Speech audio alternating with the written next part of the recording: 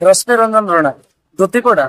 अच्छा आपण जो आसी दंड विश्व नहीं माँ को बुलुंट कौन आपण दंड थल को मानसिक आउ नाच करने 13 दिन आमर पणा संक्रांति उद्यापन आज को 9 वर्ष है दंड थल मिसी। अच्छा आपण निज खुशी आसी ना कौन सी मानसिक को नहीं आम निज खुशी रे ठाकुराणी को सेवा करने आसी अपार करुणा संसार उद्धार ईश्वर कल्याण यात्रार आयोजन करा जायछि।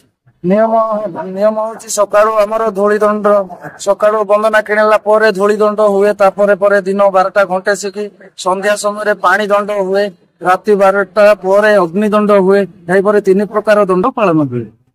माँ को आराधना करी पिला माने दिन बेला सब पणा पानी ग्रहण करी राति बेला एक बेला अन्न प्रसाद ग्रहण करती जहाँ भी हूँ भल हूँ। अश्लीलता भी समाज रे प्रसार होगा उचित नुहे ये सब माँ भौणी समस्त हितकारी।